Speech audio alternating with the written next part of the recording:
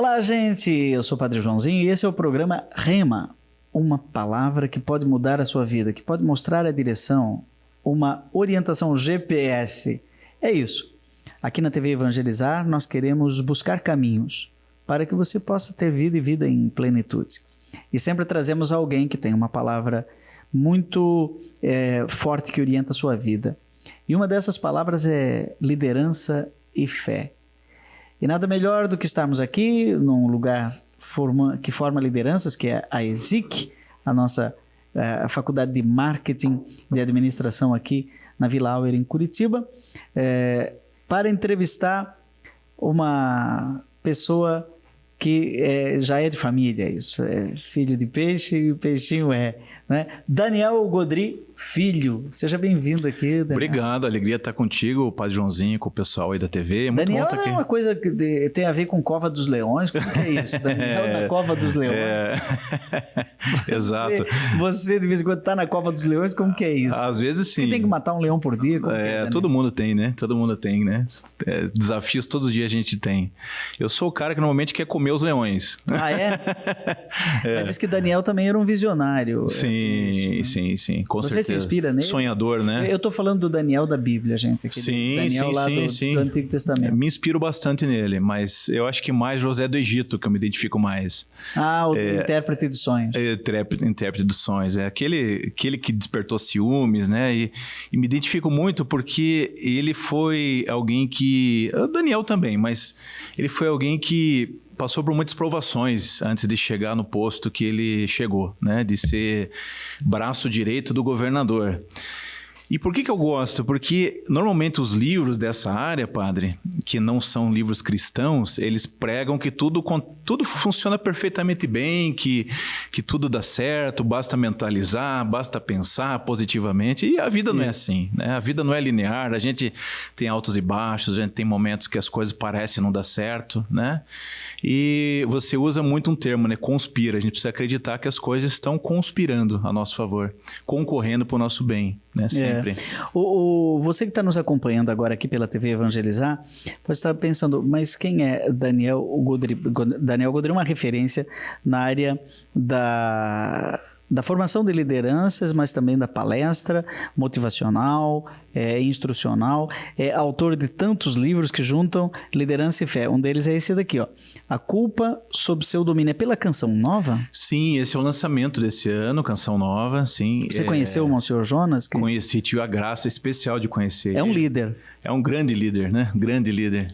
Já está liderando lá no céu com o Padre Léo. Você conheceu o Padre Léo também? Conheci também. Maravilhoso. Os dois, muito bons. Diferentes e muito bons. Eu vi uma foto sua com o Monsenhor Jonas. Sim. Ele foi um dia na nossa casa, foi também na casa de apoio nossa. Nossa, você disse... Da minha família, né? Nós temos uma casa de apoio. A família Godry. Família Godry. Eu falei no começo, brincando, filho de peixe, peixinho O pessoal lembra do Daniel Godry. Isso. Meu pai é palestrante há 40 anos, eu sou há 26, né? A gente trabalha mais com corporações, com empresas. Também igrejas, mas mais com empresas. Você acha que uma palestra, ela traz algum valor agregado? Vou fazer uma pergunta complicada, colocar ele no meio dos leões. Colocar na cova. Colocar na cova dos leões. Você acha que uma palestra muda alguma coisa numa empresa e esse valor agregado de uma palestra motivacional dentro de uma empresa, ele pode ter o seu efeito medido? Existe alguma métrica quantitativa mesmo, né? Olha, depois que Daniel Godry passou aqui na nossa empresa, né? Pode até colocar o número do telefone aqui para quem estiver interessado agora. Depois que ele passou aqui e fez aquela palestra, nós melhoramos nisso. Sim. Esse tanto. Sim. Inclusive faturamento. Isso que eu ia falar. Normalmente a métrica é faturamento, né? Aumento de receita, aumento de vendas. Normalmente o que se mede é isso, né? Esses números. E nesses números, sim, existe um efeito medido. Eu trabalhei com bancos já que fizeram essa medição antes do Eles dão essa devolutiva depois? Dão essa devolutiva. Não é toda empresa que faz isso. Normalmente a palestra ela tem um papel importante no início, né, padre? Eu sempre digo assim que é bom como um início, um start de um programa, um start de um projeto ou para comemorar a finalização de um projeto. As pessoas normalmente elas falam assim, palestra motivacional não dura, então não é importante. Eu não vejo as coisas como importantes porque elas duram ou não. Almoçar é importante e não dura, né? A gente tem que almoçar todo dia, tomar banho todo dia. Sempre vem a fome, graças a Deus. Né? Sempre vem a fome, graças a Deus. Então a palestra é mais ou menos isso. A gente não... Ela é complementar ao sentido que se a pessoa não acreditar, o projeto já está começando errado. Então é o seguinte, já que aqui é o programa de Daniel na Cova dos Leões, eu vou te fazer um desafio. Ela já no primeiro bloco, né? Sim. Vou te fazer um desafio. Eu tenho um sermão de 1 minuto. Eu levei 30 anos, eu estou fazendo fiz agora 30 anos de padre. Eu levei 30 anos para aprender a falar pouco, mas dizer tudo. É um mini sermão. O meu desafio é em 1 minuto dizer tudo. E sabe que hoje em dia muito bispo, muito padre, ouve o meu mini sermão e prepara a homilia dele de 10 minutos. Teve uma época em que eu mandava para um padre e ele me disse assim, não precisa me mandar mais, eu sei fazer sermão. Né? Hoje tem muito bispo que chega e me agradece, diz, olha, aquele 1 minuto seu me inspirou a 15 minutos de uma homilia, de uma palestra e tal. Sim. Ou seja, é possível dizer tudo em pouco tempo, mas precisa ter...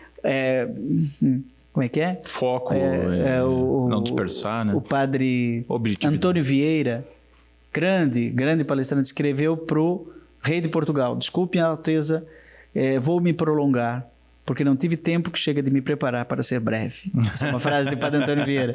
Ou seja, tem que preparar uma vida inteira para falar pouco. Perfeito. E eu queria agora acompanhar uma palestra sua de poucos minutos, de 1 minuto. O programa é seu, né? Eu estou vendo que você tem uma vela aí.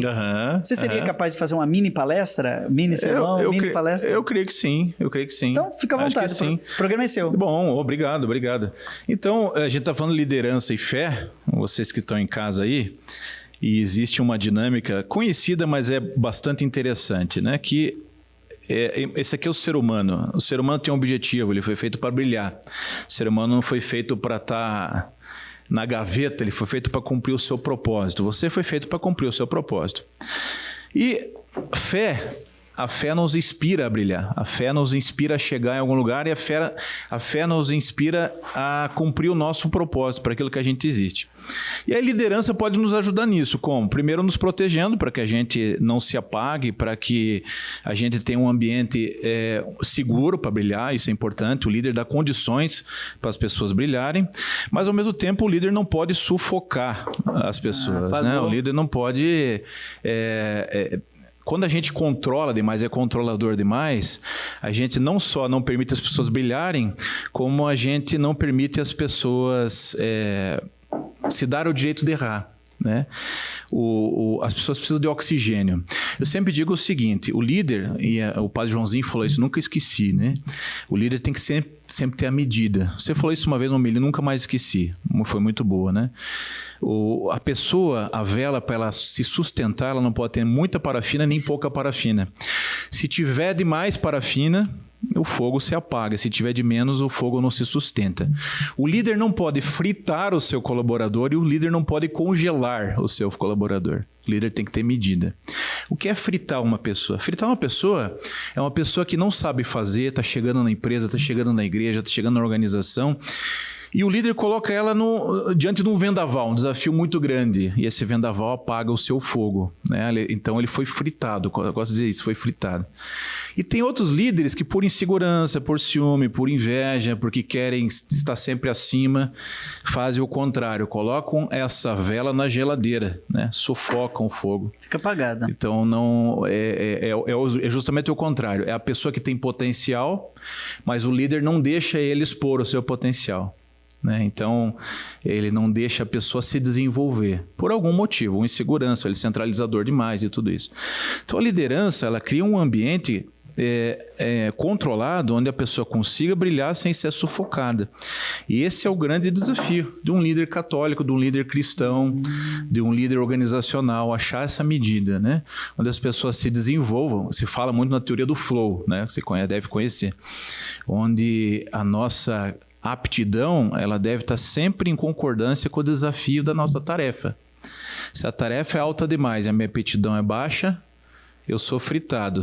Se a tarefa é pequena demais, a minha aptidão é alta demais, desestimula, eu vou para a geladeira. Então eu não posso nem fritar um colaborador e nem desestimulá-lo. Mas eu estou incomodado que a vela ficou apagada, agora tem que acender. Vamos acender. Porque Jesus falou, né? Ninguém acende uma vela para colocar embaixo da mesa. Isso. Né? Mas para colocar no lugar alto que todo mundo possa ver. Exatamente. Você sabe, Daniel, durante algum tempo eu tinha muito uma espiritualidade que assim, eu não posso aparecer, eu não posso brilhar, eu tenho que ser humilde e tal, porque eu sou artista, não é? Eu sou cantor e tal, e aí aquilo me incomodava, porque o cantor é natural que ele brilhe. Está em evidência, né? sim. Está em evidência, está em cima do palco. E sempre no seminário é muito comum fechar o copo, não, tem que ser todo mundo igual, não é? Ou então, né, colocar na geladeira, ou então queimar a pessoa. Perfeito, né? perfeito. Aquele sujeito lá, olha lá, ele é estrela. Tá? Então vinha aquela história. E aí eu cheguei à conclusão de que eu tenho que ser brilhante.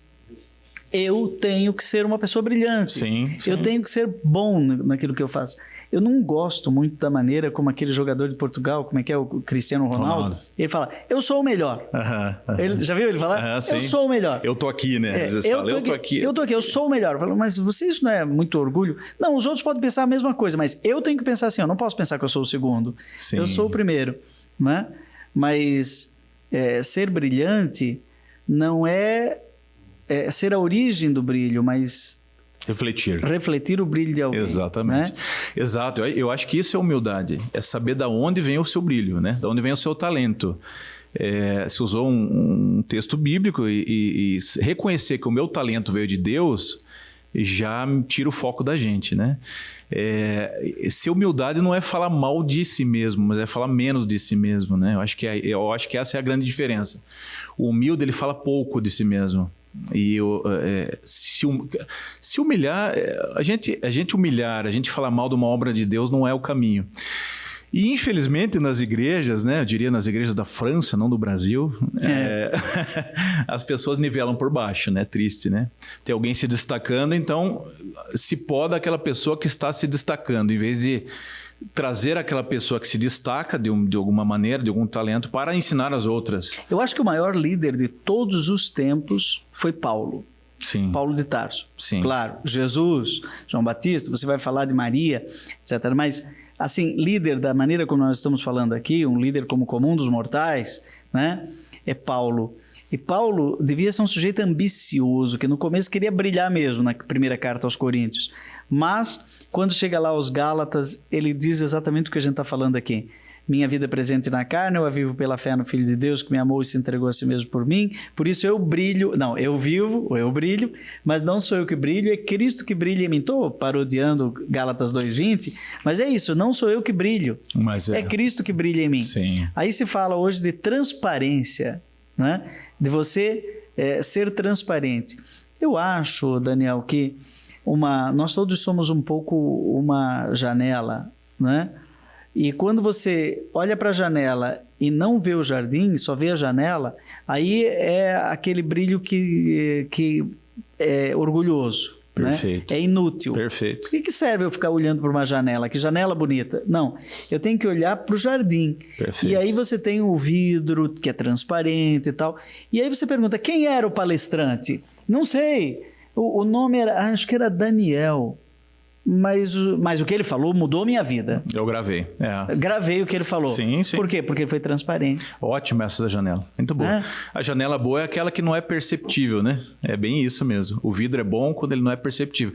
E o som é bom. Você é palestrante, você é músico. Você percebe que a pessoa do som fez um bom trabalho quando justamente você não se dá conta que usou o equipamento de som. Microfone bom é aquele que você não sabe que estava lá na mão da... Exatamente. Eu usei microfone? Não, exatamente. Câmera, tá aqui cheio de câmera, ó. Né? É verdade. Tem 4 câmeras aqui, eles não vão aparecer no programa. É isso mesmo. Ninguém vai saber o nome deles. É isso aí. Mas alguém vai dizer, a imagem estava boa. Nossa, o sujeito chegou perto, saiu do lugar dele, filmou a sua vela em primeiro plano, né? Quem era? Não, quem está em casa nem sabe. O movimento de câmera, quem produziu o programa, ninguém sabe, mas é a janela, ele é transparente. A edição, quem muda uma câmera para outra? Tem um dedinho lá, tem conhecimento, tem técnica. Né? Então o líder, ele é brilhante, mas é transparente. Ótimo. Né? Boa. É brilhante, mas é transparente. E pode ser até meio frustrante no final dizer, já não sou... Como é que é? No final, diga, somos servos inúteis. Fizemos o que devíamos ter feito. Esqueceram de mim. Sim. Né? Às vezes, eu chego num lugar, Daniel, outro dia mesmo, cheguei num lugar e tinha uma música minha num livro de canto, né? Que estava assim, autor desconhecido. Eu pensei, eu vou morrer, vou pro céu e depois de 30, 40 anos eu vou virar autor desconhecido. Uma musiquinha antes de a gente ir pro intervalo. Seja brilhante. Não sufoque ninguém, nem congele ninguém, os pais, os filhos, né? Jesus, autor desconhecido, manda teu Espírito para transformar meu coração.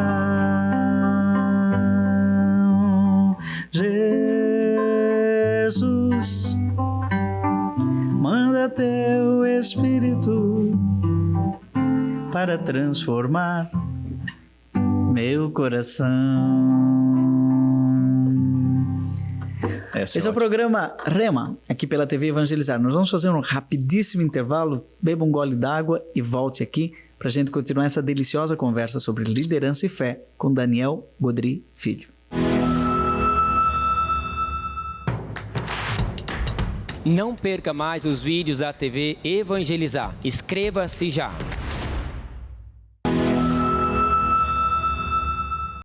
Esse é o programa Rema, aqui pela TV Evangelizar. Nós estamos junto com você e hoje entrevistando o palestrante, o especialista em liderança, Daniel Godry Filho.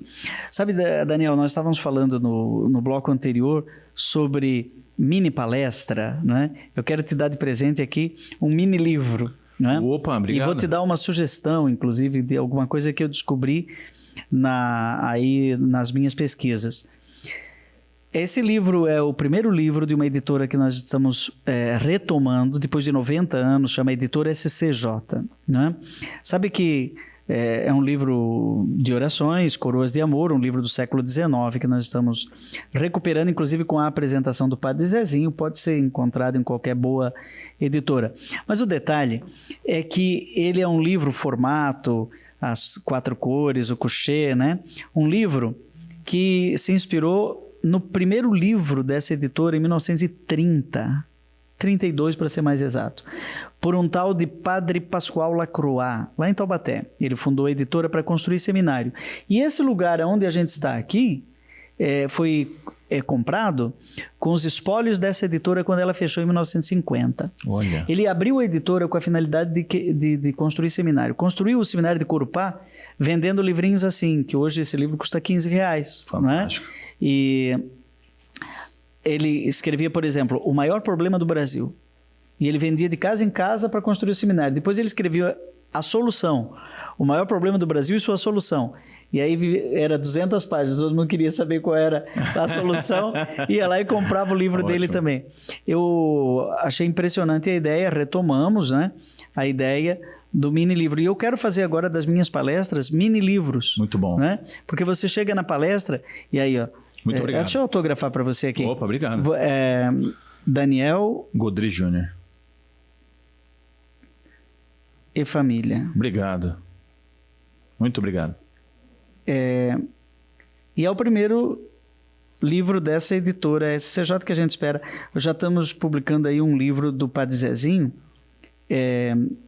Espiritualidade Conciliadora. Novo esse ou está relançado? Não, que novo. Legal. É como você, a espiritualidade de reconciliar as pessoas, de conciliar. Podemos até falar sobre isso. Muito bom. Mas eu estou vendo aqui que tem esse livro. Eu sei que o Daniel tem vários livros, né? Não daqui, tanto quanto o senhor. Eu vou chegar lá. Os meus é o Padre Joãozinho não dorme, gente. Ele escreve idade, de madrugada. 60. Aqui nós temos A Culpa Sob Seu Domínio. O que a pessoa que... É da Canção Nova. A pessoa que...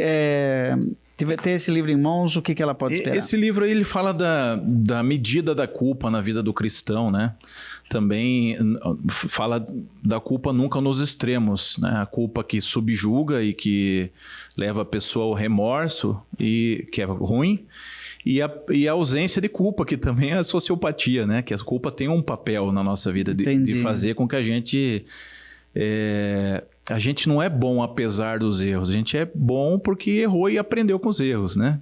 Um músico é bom porque ele errou muito, ele aprendeu e não parou. Um palestrante, tudo isso. Olha, você leu o Papa Francisco? Porque o Papa Francisco tem uns livros, ainda do tempo, que ele era arcebispo de Buenos Aires, como Jorge Bergoglio, e ele diz que o corrupto é alguém que perdeu a capacidade de sentir culpa. Olha, E ele diz mesmo. que a culpa tem um efeito que você trata aqui. Eu não li ainda seu livro. Não, acabei de desempacotar o livro. Isso mesmo. Eu estou com o plastiquinho aqui ainda do livro.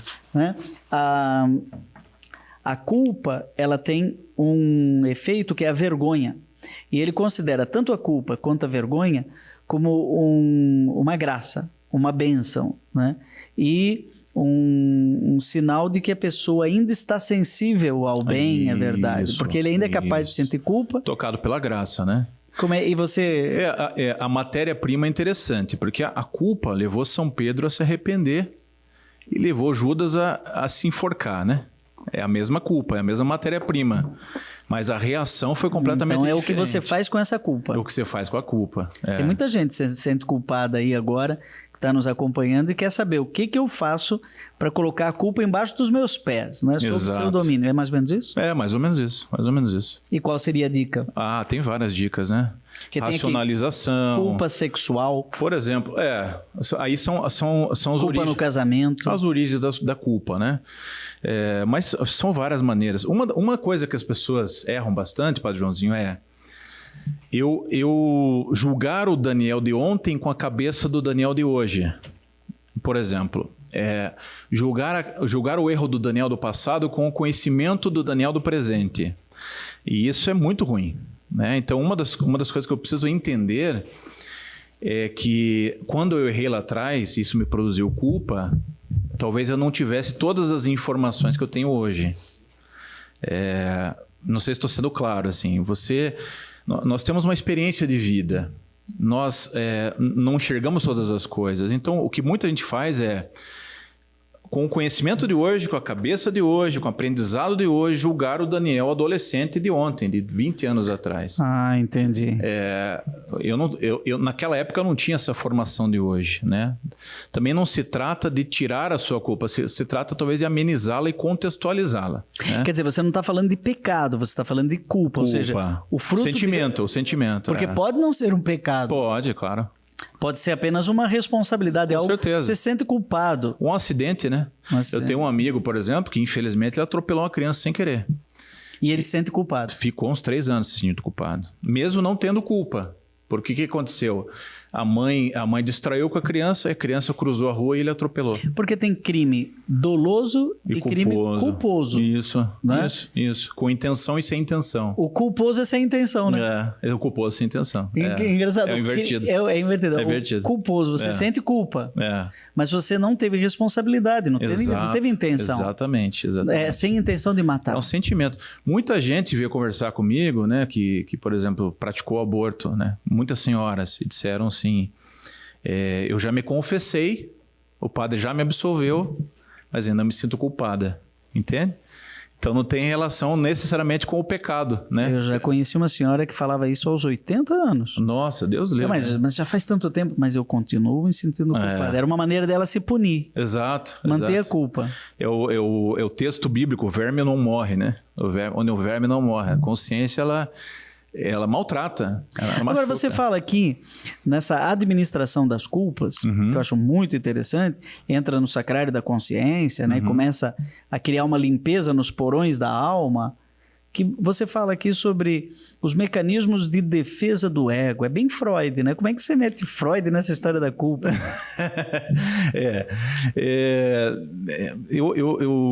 Então... Na verdade, o mecanismo de defesa, ele é uma maneira de você reduzir a culpa, né? Sem dúvida alguma. Você projetar, Para suportar. Para suportar a culpa, né? Conviver com ela. Então, eu trabalho... daí tem orações. Eu fiz uma misturança aí, né? Até porque Freud é ateu, né? Inclusive. Mas os mecanismos de defesa do ego são uma sacada muito interessante do Freud. Sim, por exemplo, sim. Você não suporta uma culpa, então você racionaliza, você encontra uma explicação. Isso. Não, mas foi por isso. Isso, essa é uma maneira. Aí você cria toda uma racionalização. Isso. Aí tem uma oração, porque pode ser uma coisa ruim você racionalizar uma culpa. Pode, porque você pode... Aí que está o equilíbrio, né? Você pode se abster de mudar de vida, né? Ou de assumir a sua culpa, né? Por isso que a culpa, ela não pode nem ser eliminada, e não pode nem ser colocada de lado. A culpa é um excelente servo, mas é um péssimo senhor, vamos dizer assim. Como né? assim? A culpa, se ela é grande demais e ela toma o lugar de Deus na nossa vida, ela é péssima, porque ela nos subjuga, ela nos maltrata. Mas quando a culpa, ela está no lugar dela, que é abaixo de Deus, ela pode nos aproximar de Deus e ser uma pessoa melhor. Como Davi, Davi. A culpa de Davi. O Salmo lá, Salmo 51, 50, né? O 51, 50, miserê, né? A culpa está sempre diante de mim. A minha culpa está sempre diante de mim. A minha culpa está sempre diante de mim. Então foi no pecado que minha mãe me concebeu. Exatamente. Ali fez o rei Davi ser melhor, né? Se tornar uma pessoa melhor. O efeito da culpa é o arrependimento, né? Isso. E tem uma palavra, humildade. Tem uma palavra antiga da tradição teológica, espiritual da igreja, que é a contrição, né? Que é o ato de contrição. Quando a gente vai se confessar, você elabora o seu arrependimento, ou seja, reconhece sua culpa, está arrependido, e você reza um ato de contrição. Eu sempre fico me perguntando, né, o que é ato de contrição? Eu tenho um defeito congênito, que na minha catequese eu nunca consegui até decorar o ato de contrição. Eu sei até decoro em italiano, sei até absolvição decoro, mas não sei o ato de contrição, eu invento sempre. Mas invento meu. Mas o ato de contrição é um coração contrito e humilde. O que é um coração contrito? É meio que constrangido, né? Sim. Envergonhado. Contrição tem arrependimento com vergonha, não é? Como é que você vê? Eu acho que sim. Acho que é isso mesmo. Tristeza um pouco, né? Um pouco de tristeza. Tristeza por ter ofendido, né? Por ter machucado o outro, né? Eu creio que sim. Eu acho que sim. Então tem que tomar um cuidado, por exemplo, eu estou lendo aqui que você também coloca o mecanismo de defesa do ego da transferência. Não fui eu. Isso. A arma estava ali. Isso, exatamente. Mas a culpa foi do outro. Exatamente, Aquela pessoa que diz assim, não, eu engordei porque a comida estava à mostra, né? Eu pequei porque a mulher tinha uma roupa daquele jeito, tá sempre transferindo. É verdade, né? O sujeito estuprou uma mulher. Exatamente. Não, mas olha o jeito como ela estava vestida. Exato. Ela que me induziu, aí a culpa é dela. Exato. Mas como? É fácil, né? Agora o crime não é seu, estuprou e matou. Exatamente. Mas a culpa é da vítima. Exato. Que também não pode mais se defender. Né? Exatamente. Já morreu. E essa que eu acho muito interessante aqui é não sei se você tem essa aqui, o mecanismo do esquecimento. Quando a pessoa ela cria um mecanismo de defesa do ego, ela esquece o que aconteceu. Não sei como é que é o nome. Não sei o que é clivagem aqui tem. Clivagem eu não lembro a definição, mas eu acho que ela realmente vai para o inconsciente, né? A pessoa não tem mais consciência daquilo. Eu acho que ela evita enxergar aquilo, acessar aquilo. Você sabe que o mecanismo de defesa do esquecimento, ele é perverso. Mas ele é muito mais comum do que a gente imagina. Eu conheci uma pessoa que ela sofreu um acidente muito grave, ficou em estado de coma e quando voltou não lembrava nada até ter entrado no carro. Ele não lembrava que bebeu, ele não lembrava que fez bobagem no volante. Normalmente quando assassina alguém, né? Mata alguém. Ele não lembrava. E aí todo mundo dizia, mas como assim? Sei um caso mais recente, eu não vou dar circunstâncias porque é muito doloroso, de um jovem que tentou suicídio, não é? E não morreu. Ele foi salvo por uma outra pessoa. E ele saiu de si. Quando voltou no hospital, ele perguntou, o que eu estou fazendo aqui? E aí perguntaram, você não lembra essa circunstância? Não. Ele não lembrava mais. Então, ele havia desencadeado um mecanismo. Seria muito difícil suportar a culpa. Exatamente. Tão grande, então, exato. Desligo. E tem que ter muito cuidado para evocar novamente as lembranças, porque pode acordar um Judas. Com certeza, né? Com certeza. É por isso que até esse livro, eu não sou psicólogo, né? Eu até falo no livro, né? Isso é um início, né? Isso eu tenho consciência do que eu preciso fazer, mas claro, a pessoa precisa procurar ajuda, né? Mas você escreveu de maneira isso, muito simples, né? Sim, muito breve. Exato. Para quem quer, talvez nunca tenha se dado conta de que tem o triste peso da culpa. Isso. E ela carrega culpas que não precisaria. Aliás, culpa de outro. Culpa de outro. Culpa do outro. A mãe tem culpa pelo filho. Exato. Eu conheço pais que têm filho na prisão que assumem a culpa pelo crime do filho. Não, a culpa foi minha pela educação que eu dei. E o pior é que às vezes o assassino joga isso dos pais. Olha, manipula. Eu matei, mas a culpa é dos meus pais. Exatamente. Eu conheci o Samitiba, era um palestrante de educação de filhos, né? Ele falava, Daniel, essa geração de pais novos agora é uma geração que se sente culpada e por isso não põe mais limite nos filhos. Né? O meu pai, por exemplo, às vezes o castigo era exagerado antes, né? Eles até apanhava fisicamente, muitas vezes com vara, muitas vezes com... E aí o filho pensou, eu não vou fazer isso pro meu filho. E aí ele foi pro outro lado do pêndulo, né? Hoje o pai não é pai, ele é amigo do filho, né? Então, daí deixa eu fazer o que quiser, porque se sente culpado. Se sente culpado porque não está muito presente, aí presenteia os filhos. Então, a culpa, ela mexe até na nossa maneira de lidar com o outro. Né? Enche de presente o filho, porque não está presente. Então, isso muda bastante, né? Eu penso em São Paulo, você falou de São Paulo, o quanto ele se sentiu culpado, né? De perseguir, de ser perseguidor para depois... Só que o que você faz com sua culpa... É o que você coloca aqui. O que você faz com sua culpa? Exato. Ela gera arrependimento, vida nova, novas atitudes e uma pessoa melhor, né? E humilde, né? Trazemos este tesouro em vasos de barro. Isso, né? 2 Coríntios. Isso. Né? Ou dizer assim, não, usa algum dos mecanismos de defesa, projeta para o outro, esquece, racionaliza, né? Transfere, recalca, reprime, né? Enfim, idealiza, fantasia. Ou pior, o corrupto, que ele acha que não tem culpa. Né? Que é isso mesmo que ele tem que ter feito. Quer dizer, já não tem consciência de pecado. Ele nem é capaz de... Talvez nem seja pecado porque ele não tem consciência. Mas isso é um outro assunto. Anestesiado, né? Anestesiado. Completamente. Olha, que bênção você ler um livro que tem foco, que tem tema, que tem um propósito, que te abre um horizonte, é aquela janela que a gente falou no bloco passado, que abre um horizonte na sua vida. Nós estamos aqui entrevistando o Daniel Godré Filho, palestrante motivacional, que você pode convidar para a sua cidade, inclusive para a sua empresa, né? Para o seu grupo de pastoral. Isso com certeza vai deixar um valor agregado de muitos brilhos, não é? Nós vamos fazer um breve intervalo em 2 minutos. A gente volta para o último bloco do programa Rema.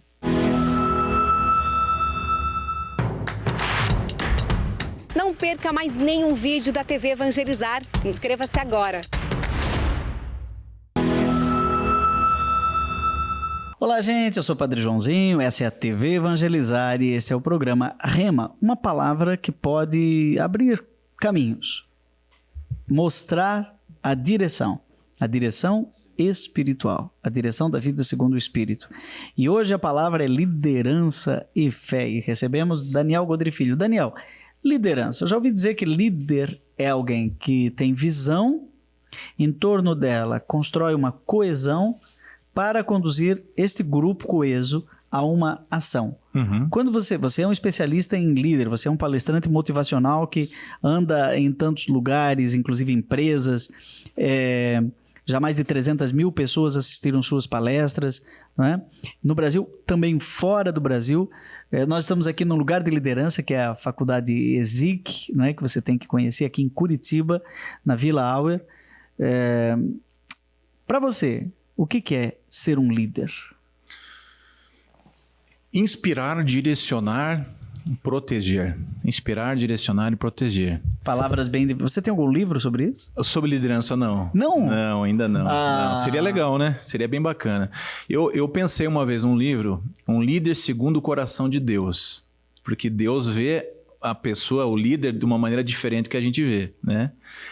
O Prado Flores até, ele faz uma associação no livro dele bem legal. Ele diz assim, poxa, existia Pedro, que era mais idoso, casado, com menos tempo, mais durão, que negou Jesus 3 vezes. Cabeça dura. Pedra, difícil de ser aprendizado, impulsivo, volátil, né? Existia João, que era o discípulo amado, que era fiel, que era culto, que tinha tempo livre, que não traiu Jesus. E existia André, irmão de Pedro, que era mais ou menos o meio dos dois, né? Se você pegar, era mais ou menos o meio dos dois. E humanamente falando, padre, a gente se perguntasse para um RH e levasse os currículos... Dos 12 apóstolos? Dos 12 apóstolos, seria João o escolhido. Seria o João escolhido. Ele não negou, ele era jovem, ele era solteiro, ele tinha tempo livre, ele tinha garra, era mais fácil de ensinar e tudo isso. E Jesus escolhe São Pedro, né? Isso é muito interessante. Isso é muito interessante. E a resposta fantástica... Por quê? Eu acho que a resposta está no Pedro, tu me amas mais do que os outros, tu sabes que eu te amo, Senhor. Então, eu acho que a resposta... Para Deus é mais importante o quanto a gente o ama do que todas as outras qualidades humanas somadas. Né? Claro que isso é subjetivo, é uma intuição que a gente tem, né? Mas a resposta parece ser essa. Tu me amas mais do que o outro? Te amo, Senhor. O Senhor sabe que eu amo mais que os outros. Que o amor supera para um líder, né, cristão. Davi era chamado um líder segundo o coração de Deus. A Bíblia chama ele. Mas como que é um líder segundo o coração de Deus? Um adúltero, um homem que fica com a mulher de Urias e que coloca Urias na frente do campo de batalha para que... Quer dizer, não só adúltero, mas assassino. Então, parece que para um líder cristão, as qualidades não são as mesmas do que para um líder empresarial. Né? Parece que as virtudes são as mesmas, mas parece que Deus escolhe algumas virtudes acima das outras, né? Parece que as escolhas de Deus são um pouco diferentes das nossas. Você falou que o primeiro elemento qual que é? Amar. Não, dos 3... Inspirar, dirigir e proteger. Inspirar é inflamar as pessoas, né? Fazê-las acreditar. Né?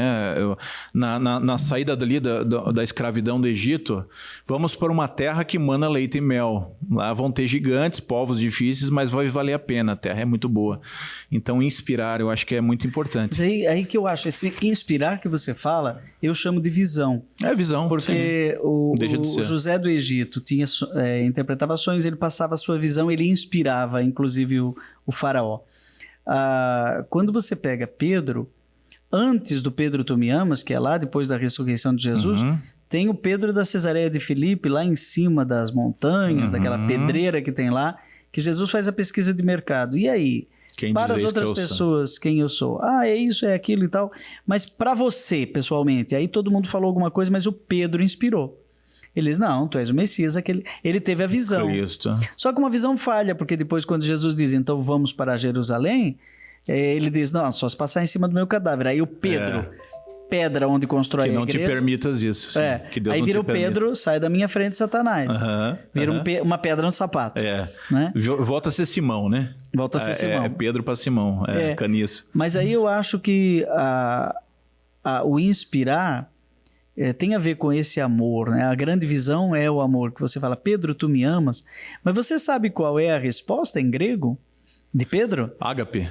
Não? Eu também achava. Não, é ágape. Quando eu fui ler o Evangelho de João em grego, faz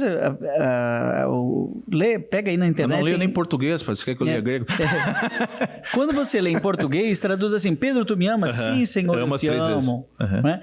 Pedro, tu me amas? Sim, Senhor, eu te amo. Só que em grego... Eu aprendi que era filos e... Não, Pedro, tu me ágape? Tá. E ele responde, eu te filia. Eu te filia. Então, o amor ágape é amor de dar a vida. O amor filia é de amizade.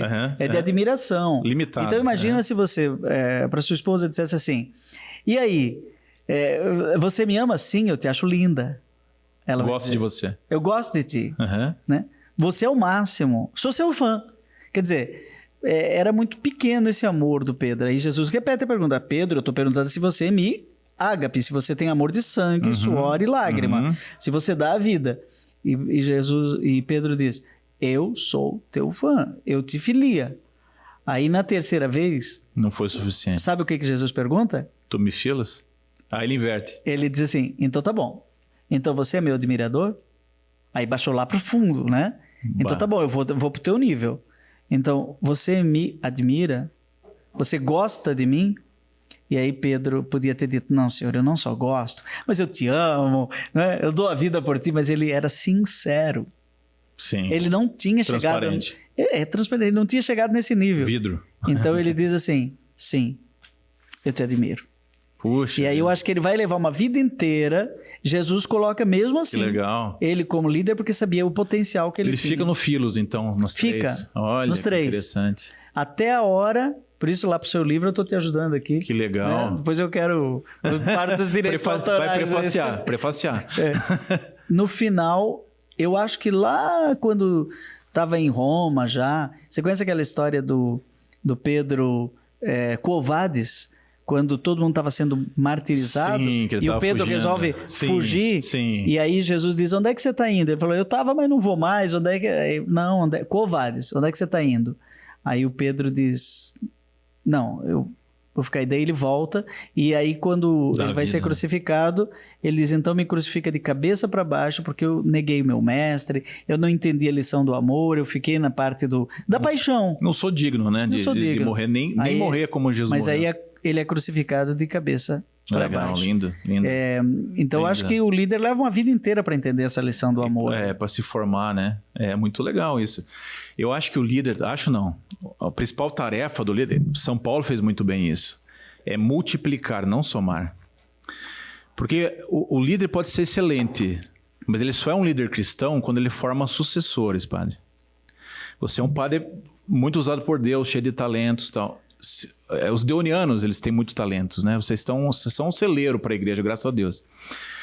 Mas a pergunta é, quando o padre Joãozinho se for, quando o padre Zezinho se for, vão vir outros? Essa é a grande pergunta. Né? Eu estou conseguindo formar outros? Né? É isso que o líder deve fazer. Ele deve multiplicar. Você sabe que a liderança boa é a liderança... Você falou espelho. Se eu sair da pastoral, a pastoral continua? Essa é a grande pergunta. Você sabe que esse livro que eu acabei de te dar, o livro do padre Pascoal Lacroix, foi fechada a editora e construiu isso aqui que hoje é a ESIC, com o espólio de uma editora falida. E ele, velhinho, foi celebrar a missa. E do lado dele tinha um coroinha, um tal de José. E o coroinha ficava olhando para ele, pensando, puxa, esse cara foi o mais importante autor católico do Brasil, que hoje a gente não sabe mais. Porque a gente esqueceu a década de 50, a década de 40 e a década de 30. A gente faz mal para a história, né? Sim. Mas na década de 40, o autor referencial no Brasil se chamava Padre Pascoal Lacroix, né? E ele era um velhinho celebrando missa e o José olhando do lado dele, né? E pensando, um dia eu vou ser que nem ele. Sabe quem é esse José? José Fernandes de Oliveira, Padre Zezinho. Padre Zezinho foi o coroinha do Padre Pascoal Lacroix. Uau, que legal. E você pode perguntar ao Padre Zezinho. Nossa. Ele disse, eu me inspirei num padre que hoje ninguém mais sabe quem é. Nossa. E o Padre Zezinho não fundou uma editora, mas escreveu 300 mil livros a mais do que o Padre Lacroix. Sim, legal. Era aquele coroinha. Então, o Padre Lacroix inspirou e perpetuou sua liderança no Padre Zezinho. Né? Bacana isso, né? Bacana. O Padre Zezinho, eu admiro muito ele. Eu acho ele o equilíbrio em pessoa, no bom sentido. Eu gosto muito dele. E depois que você me falou que ele teve lá o AVC, né? E ainda fez música, compôs, escreveu um livro. Eu acho sensacional isso. Assim. Ele, cada vez que eu procuro, que eu sou diretor dessa editora aí, SCJ, eu chego lá e ele me entrega 5. As editoras aos 82 anos de idade. E quem conhece ele fora, né? Ele é tímido fora, né? É interessante, assim. Se encontra ele no aeroporto, mas não tímido assim no sentido de recluso. Ele não sei, é diferente. Eu encontrei várias vezes no aeroporto, assim. Me cumprimentou, conversou. Mas ele não é tão expansivo quanto a gente imagina que um cantor seja, né? É muito incrível isso, assim. Essa transformação. Mas olha, o líder, então, uma pessoa que inspira a partir da sua visão. Depois você estava dizendo que ele gera... coesão, ou qual era a segunda palavra? Inspira, dirige, fugi agora. Inspira, protege e Direciona. Porque eu digo que é visão... Da direção, né? Da direção. Visão, depois a coesão. Que eu acho que a grande característica de um líder é que ele congrega. Isso. Ele agrega. Ele forma equipe. Coordena, né? Ordena junto. Coordena. Coopera. Eu gosto muito da palavra concórdia.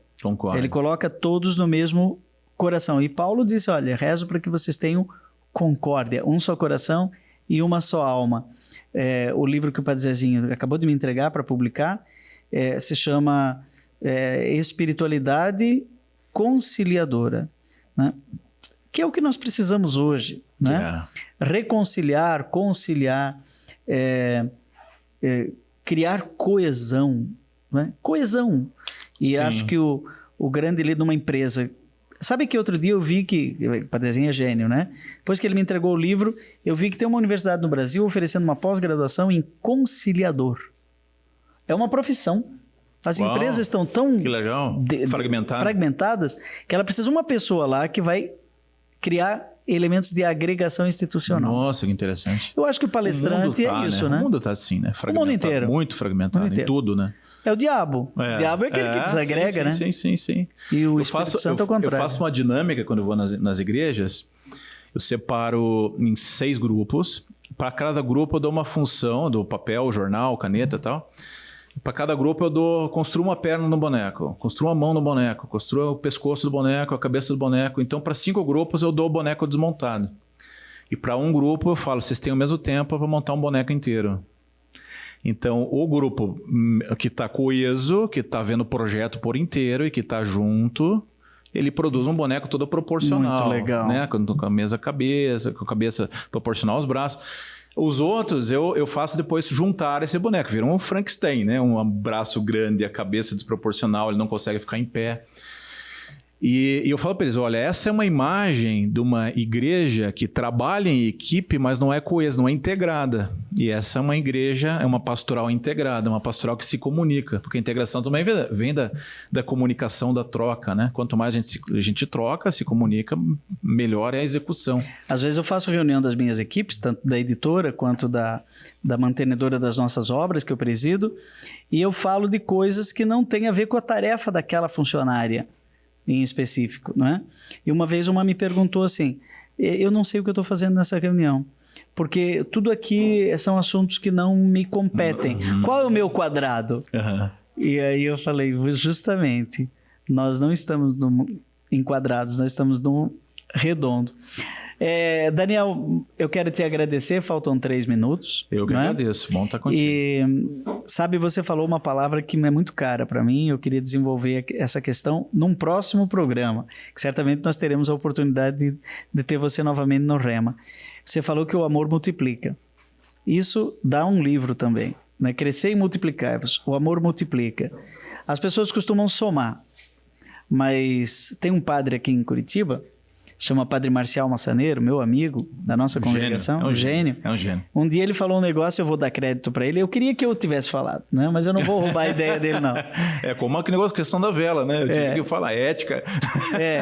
Eu queria que fosse eu, mas foi ele que falou. Ele falou, você não entende a Santíssima Trindade?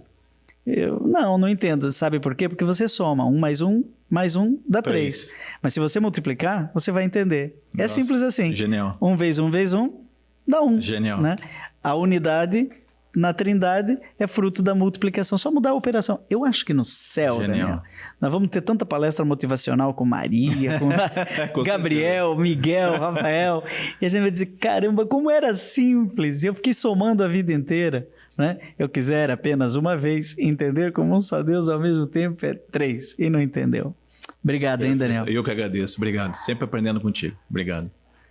Nós estivemos aqui com Daniel Godry Filho. Falou sobre liderança e fé, sobre administração da culpa, fugindo dos mecanismos de defesa do ego, administrando, colocando sob seus pés a culpa. Essas e outras coisas sempre você tem aqui na TV Evangelizar, neste programa Rema. E agora você continua com o Padre Reginaldo Manzotti e sua experiência de Deus. A gente se encontra na próxima semana, neste mesmo local, nesta mesma emissora, também no canal Padre Joãozinho no YouTube. E queria desejar a você um ótimo final de semana. E atenção, seja um líder. Não sufoque ninguém. Deixe a vela brilhar. E não se esqueça, você foi criado para ser brilhante.